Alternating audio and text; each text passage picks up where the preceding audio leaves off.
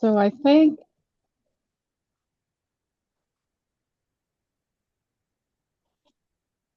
hello and welcome everyone to AEBC's Tech Training Tuesday.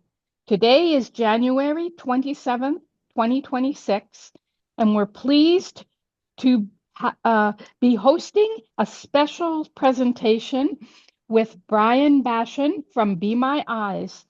And I will ask him to make his own introductions and carry on with today's session. So the floor is yours, Bryan. Oh, thank you very much. And just an audio check first. You hear me okay? You are coming in loud and clear. Okay, And I'm sorry, wonderful. I did not say my name is Diana Brent, but I'm the hosting this meeting. So carry on. Okay, thank you, Diana. And yes, I'm Bryan Bashin. I've been with Be My Eyes a long time. Actually, even before there was a Be My Eyes, as a blind guy myself, I really hungered for remote visual interpretation of some sort. I founded a company back in It's exactly 20 years ago today. We called it Lookshare. You can guess what we stole that from. And it was the same idea. Could we use the emerging mobile phones to have remote video interpretation? And we wrote software, and it was very clunky because in 2006, it was the year before what? The year before the iPhone introduction. Um, if you wanted to do something involving video and audio and whatever on the predecessor of the iPhone, that was terrible. So I went on to other pursuits. Shortly afterwards, I went on to direct the Lighthouse for the Blind in San Francisco, and I did that for 13 years. But in and around that, I became still passionate that somebody would get this right. And I had heard that there was this group in Denmark that was trying to do exactly that.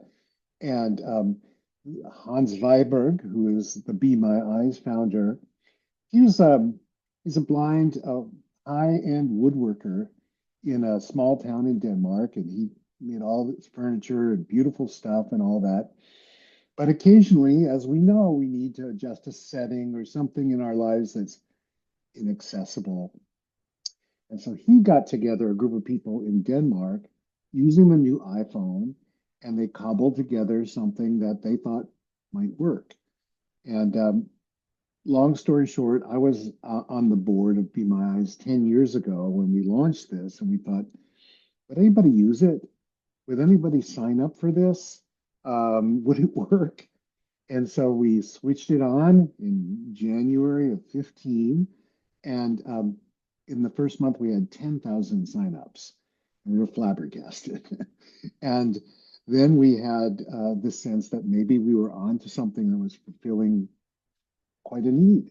And I remember standing up with my own staff in San Francisco that first month saying, okay, we'll try it out. The horrors of a live demonstration. So I stood at the podium, had a piece of printed paper called Be My Eyes. And from San Francisco, I got a volunteer from South Africa who read what the thing said beautifully. And we knew we were in a different era then. So Be My Eyes grew and grew. The core of our service was the remote volunteers. And we now have volunteers. We're coming up sometime in this year. We're going to have our 10 millionth sign up for volunteers. It may be the largest or second largest volunteer organization on the planet.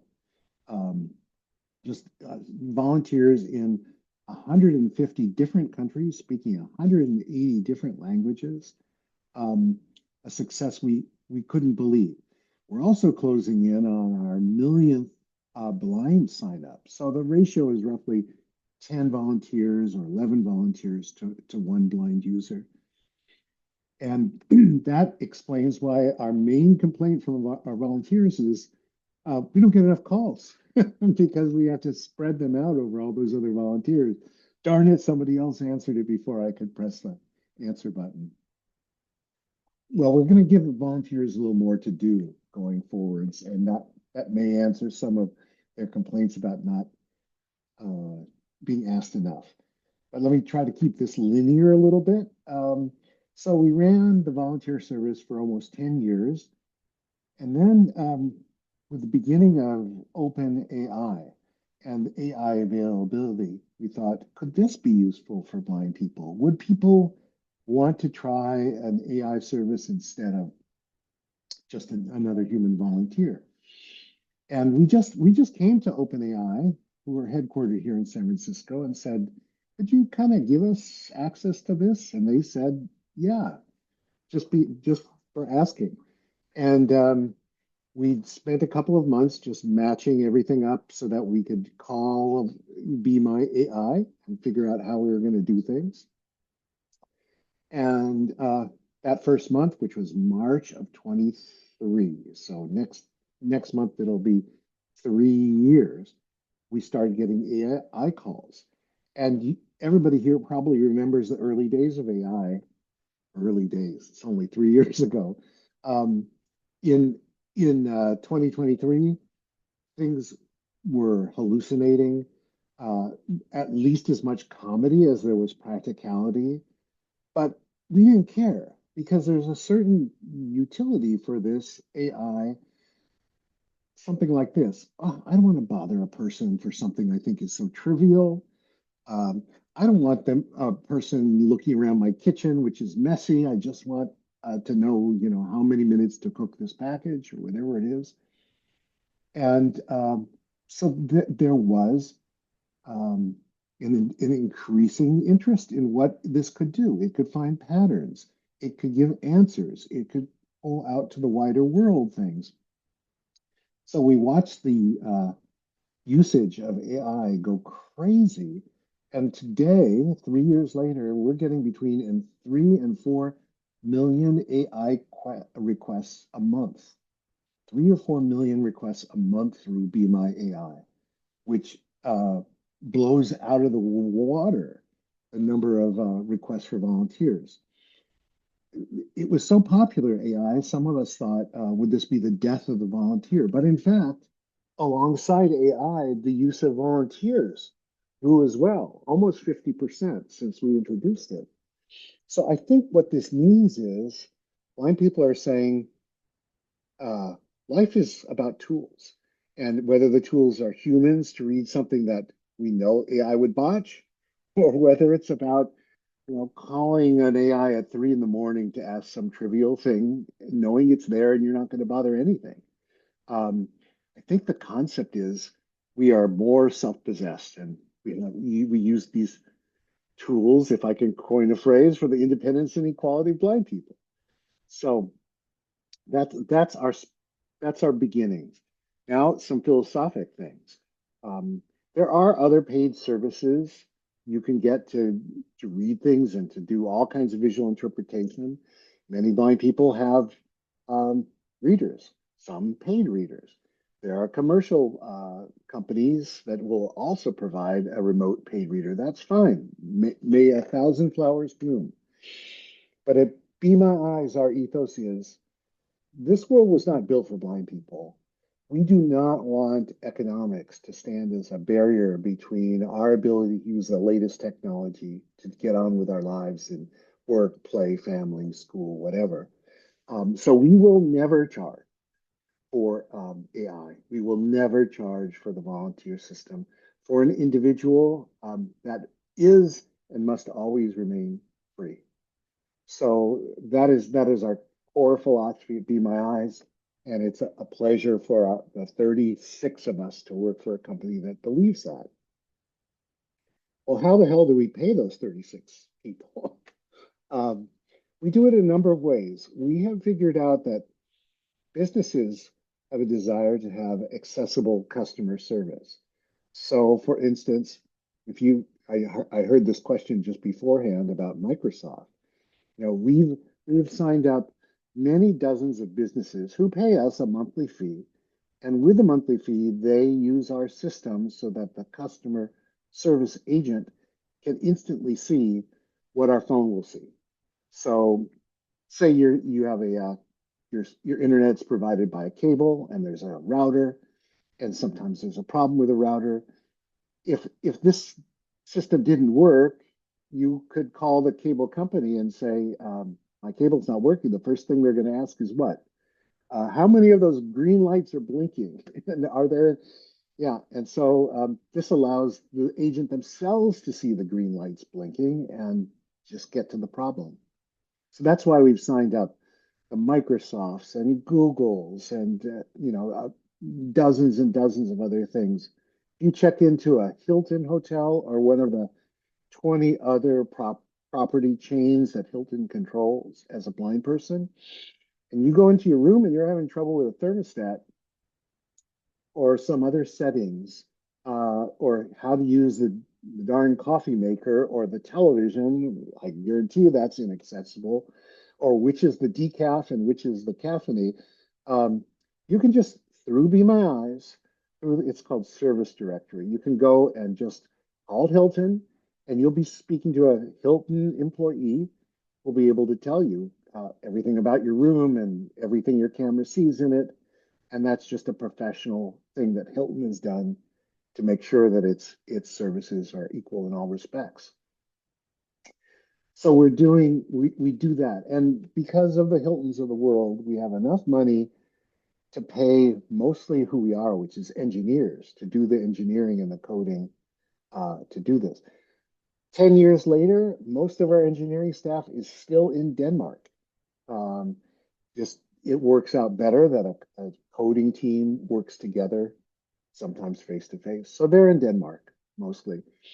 But most of our advocacy, outreach, sales, and people like me, I'm the vice chair of the Be My Eyes board and have some other functions, and our CEO and our general. We're here in the United States, mostly in California, and that's a wonderful thing for Be My Eyes. It's a terrible thing when you have to start your business day at 6 in the morning to make sure you can talk to the Danes when they're still at their job. So that's how we work. So we've been restless about doing other things with Be My Eyes. And so 2 years ago, we worked with Meta because one of the challenges, as I'm sure all of you on this call know, is that if you're a blind person and you're active in the world, you probably got a dog or a cane or something tying up your at least one hand. And the challenge of having um, a phone at the same time, it gets to be too much. So could we do a wearable so that you were hands free and do the same thing that Be My Eyes does? So we worked with Meta, and Meta was coming out with the RayBan Meta glasses, and we made sure that now you could say, "Hey Meta, call Be My Eyes," and suddenly you're talking to a volunteer, which is amazing. Or, "Hey Meta, what's this?" And then Meta's own AI, which is different than Google Gemini or OpenAI, theirs is called Llama, would interpret what the photograph is. So that's a very, very cool thing because you don't have to mess with anything on your hands. Now, first glasses were also plagued with hallucinations. Most of those are gone. There still are hiccups with it, but it's gotten a lot better as we pioneer this technology. I have to say that the Meta glasses have been so popular in the blindness community that I saw a figure I couldn't believe, which was that of all the requests for AI through Meta, think of that, billions of people hooked up to Meta. Meta sold 2 or 3 million of these glasses worldwide for sighted people. 14% of all the data requests from Meta come from blind people. That's one request in seven. That's how popular these things are. So now there are newer versions of the glasses. The newest versions, you can go 8 hours using them for music and phone, and about an hour of constant video streaming. So they're getting better, and I assure you, they're getting even better still. Um, what can you do with it? Well, sometimes you need two hands to cook. Sometimes you're doing some home repairs, and you need, to hold the screw in one hand and the screwdriver in the other hand. Glasses are really remarkable for that because they're kind of seamless. Um, and we see a future for them in other things too. I can tell you we're working with a very large art museum to get different kinds of access in for blind people and people with low vision. Um, Just speaking personally, museums have typically been a horrible place for a blind person. Glass boxes and exhibits, don't touch, can't touch, shouldn't touch, all these things that impoverish us from the experience that a sighted person has. And so how to fix that? Um, well, you could go around in a museum now and you call a volunteer and get somebody with no particular museum background, but they'll be game to read something or whatever. And you could do that with the glasses too, so your hands would be free. But what we're working on right now is the ability for museums to designate their own employees and often friends of museums to answer Be My Eyes calls. So it would be a direct, like a specific group just for that museum of educated and passionate people who would love nothing better than to help a blind or low vision person enjoy the museum they enjoy. The other part of it is, well, what if you don't have a Meta subscription or maybe even a Be My Eye subscription and you still want to enjoy the museum? Well, what we're working on is to have loaner phones and loaner glasses at museums. So you just pick it up. It's already configured to the museum's Wi-Fi, to the museum's volunteer. All you do is you just talk into the glasses and you say like, tell me about this painting. And tell me about this stuff that I can't touch on the statue, whatever. And then you get a much richer experience in the museum. That's one of the things we're doing. Because we have a good couple of dozen coders and engineers, and by the way, blind coders too. I'm very happy to say that we now, 20% of our total workforce is blind, something that is growing as well. So we know what we need. One of the things we need is solutions for people who work, and how do you share um, problems and solutions with your coworkers. And it's very fine for me in my personal life to just pick up the phone and say like, hey, is this oven set to 350 degrees? But if I work at a bank or if I work at a stockbrokerage or in a healthcare setting or other places, those places are not keen, to say it mildly, to have somebody waving around a phone with a camera in a secure place to a random volunteer out in the world.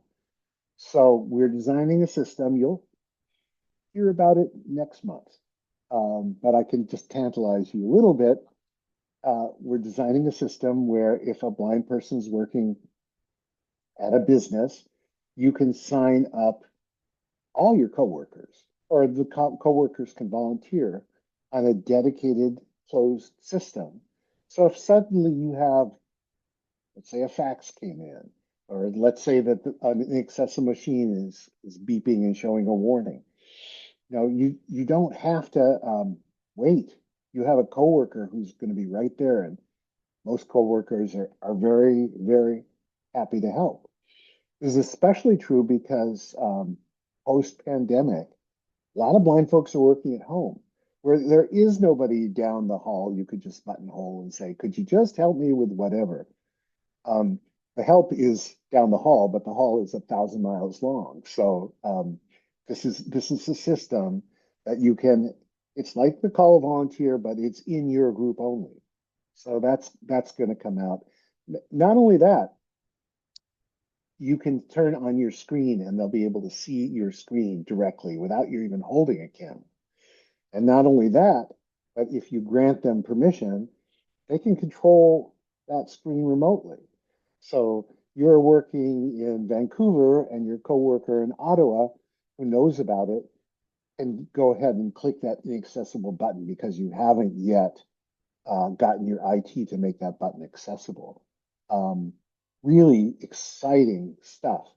Other stuff our blind community has said is we really need a better way to look at PDFs and how we can manipulate them, or any of these other inaccessible file types that were done wrong, but we have to do them. If you work for an employer, and you have like a health plan or a choice of 20 health plans, how do you read them? They're often inaccessible. and on and on. I'm sure if we devoted an hour, we could think of 1,000 impediments. But this is one of the futures of Be My Eyes. Is just to make sure that we just simply our motto is we just want to make the world more accessible, and this is one way we will do it. Now, for the workplace product, the employer will pay for a site license, just like they might pay for a JAWS site license or whatever. But many of those same features will be available for individuals free of charge. So that's the difference. If it's a business, they will pay. If it's an individual, you get it for free. Um, we're caring about the long-term health and viability of Be My Eyes. You know, right now, with those 3 or 4 million AI requests a month, um, we're just being donated that compute time. That's not always going to be the case. Remember when Lyft and Uber came out, and when they first came out here, you could get a ride, a 20-mile ride across town for $10, something like really, really cheap. Advance a dozen years, now it's gotten pretty expensive already. Again, I think the same thing is going to be true of all these computes with their server farms, their data centers, and with the high trillions being spent on this stuff. My fear, and the folks at Be My Eyes, is that some the chickens will come home to roost, and the free chat GPT you get on your desktop right now will not be free forever. At some point, those companies will have to monetize that. And what Be My Eyes says is we do not want this to be monetized on the backs of blind people. A sighted person could just look across the room and get an answer, and we can't. And so there needs to be a way to make this permanent, free, and global. And the way to do it is establish an entity, which Be My Eyes is doing, a foundation, where we will be able to give those data centers, those big LLMs, a place to grant us computing time free of, take a tax write-off and grant us that free of charge for blind people. And governments could pitch in, and people of high net worth can pitch in. The idea is to establish a fund so that no matter where a blind person lives, economics will never be a barrier to their accessing the world in all the ways that we have now, volunteers in AI and some other things I'll tell you about. Doesn't matter. We want this to be really equal. One thing that has really engaged people for a while is this live video description. It's one thing to take a picture of looks what's out the window, and that's a static photo. But we've been pioneering for a couple of years now. What if we could just have AI all the time? And it'll say things like, "Oh, here's a car is approaching. Oh, it's a blue Prius. Oh, that license plate. That's your Uber." Or yeah, your dog's across the street and it's playing in the neighbor's yard, or whatever it is.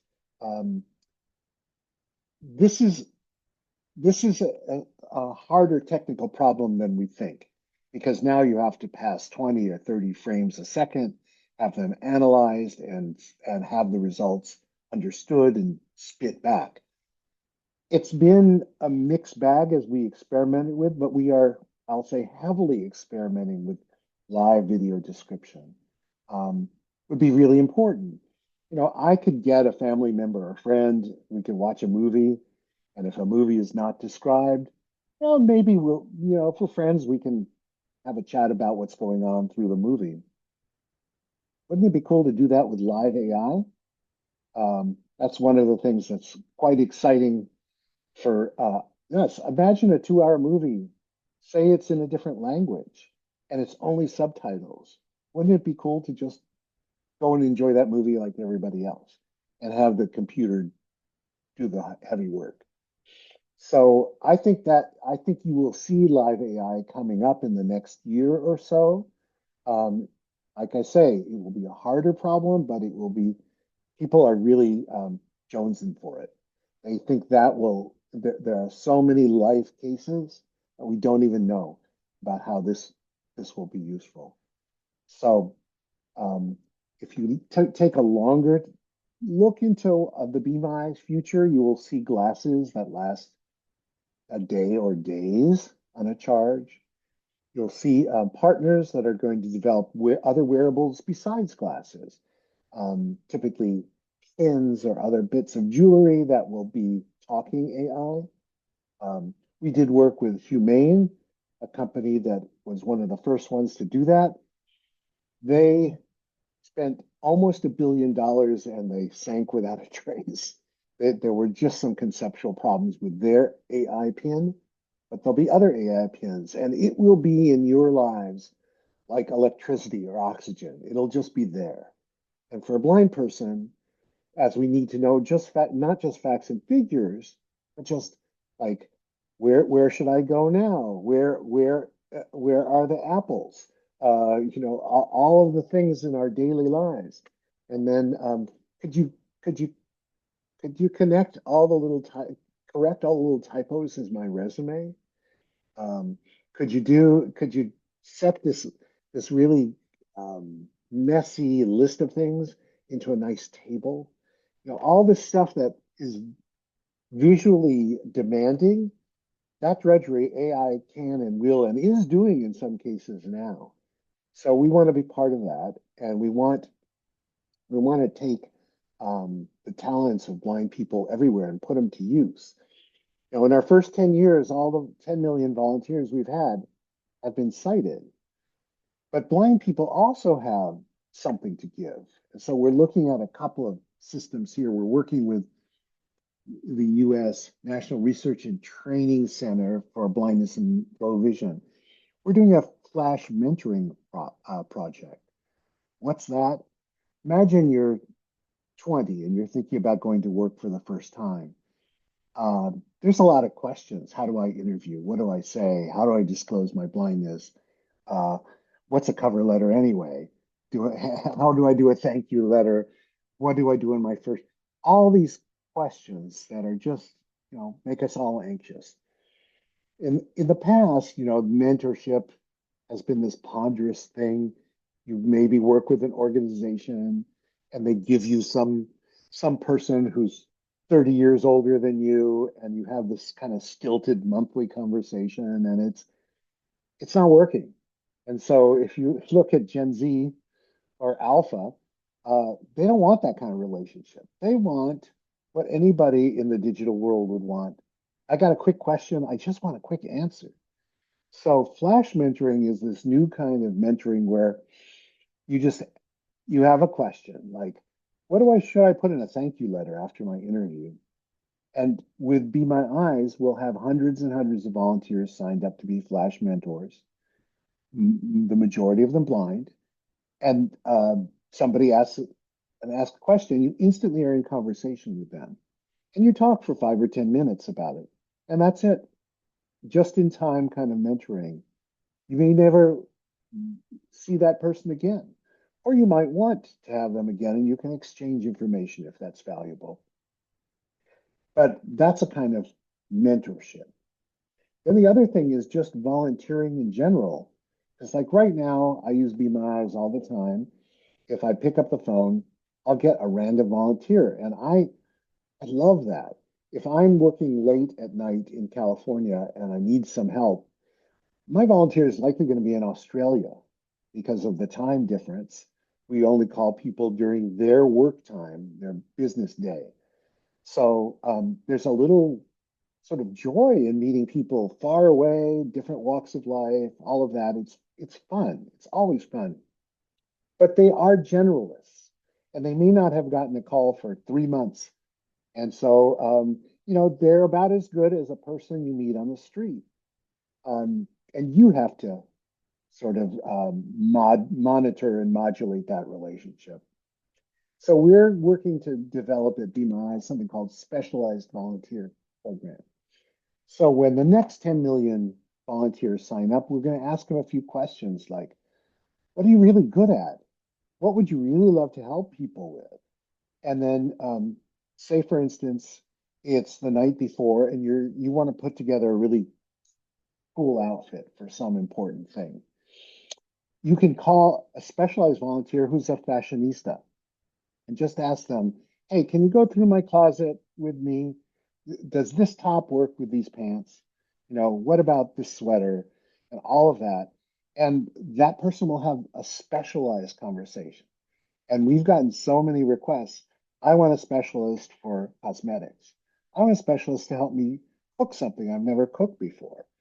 And I want a specialist who knows iOS, who might be blind because I'm having some problems with my iPhone, and on and on. So the specialized volunteer program is something we're actually building now at Be My Eyes. So you will get then people who really know about the thing that you want to do. There may be hobbies, there may be other things involving school or work. The sky's really the limit. So that's something that you'll get if you don't know anybody and you want to have some expertise. But if you do know some people, there's another thing that isn't getting enough use, I think, but we quietly put it on Be My Eyes a couple of years ago, and it's called groups. And with groups, you're able to assemble your own group of people that when you call a volunteer, you call your own group, you can name it. Mine's called My Posse. I call my posse, and I know these are all people I know and trust. So if I have something maybe financial or something a little private, like can you read that credit card number that just came in the mail? It's only people that you have self-selected, friends, family, whomever you trust, and that becomes your personal group. That's live now in Be My Eyes.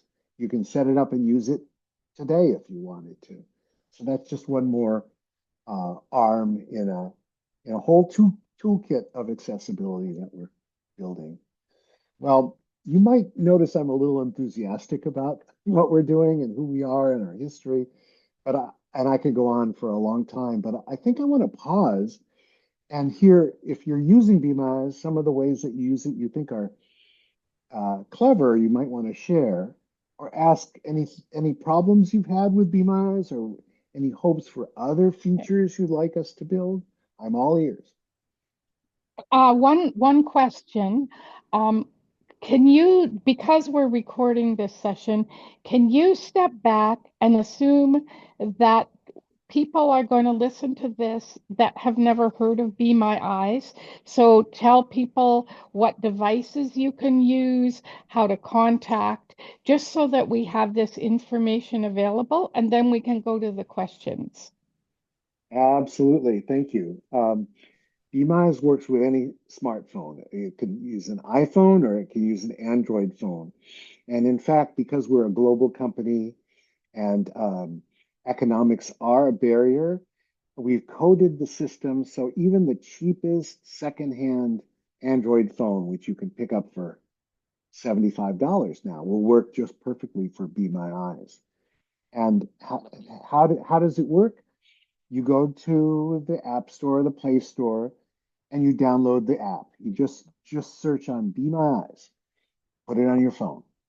And then, it's a very simple sign up process. You only have to say what language and where you're located, and that's it. We will never bug you for more information than that. So when you pick up your phone to get a volunteer, for instance, you just open the app and there's a big button at the top. We've coded this for low vision that says call a volunteer.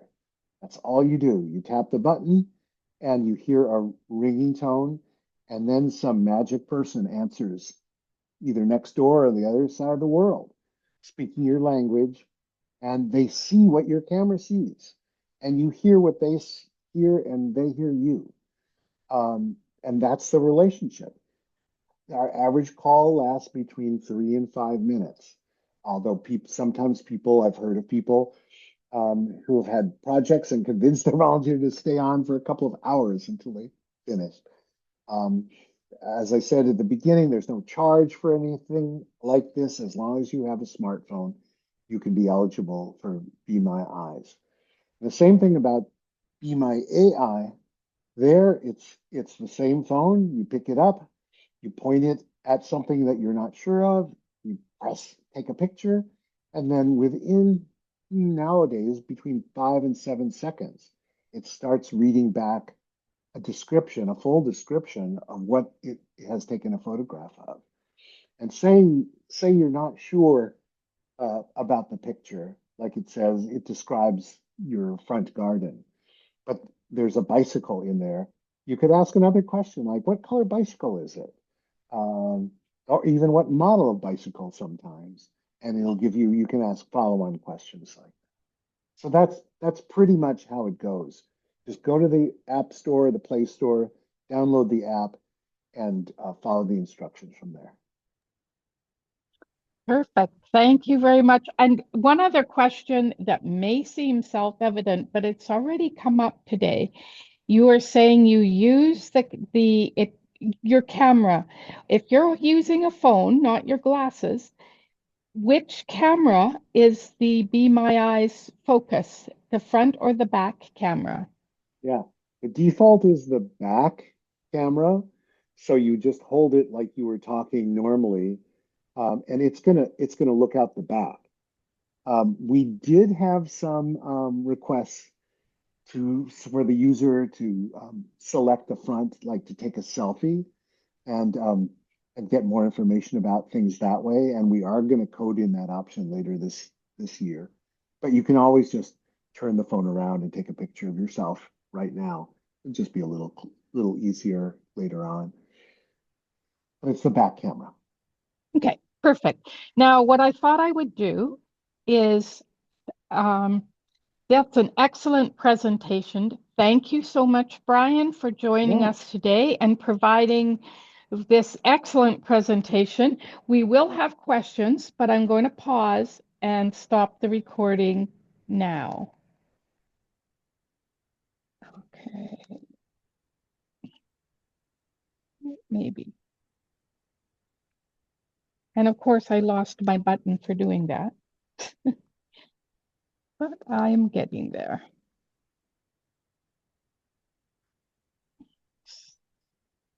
There.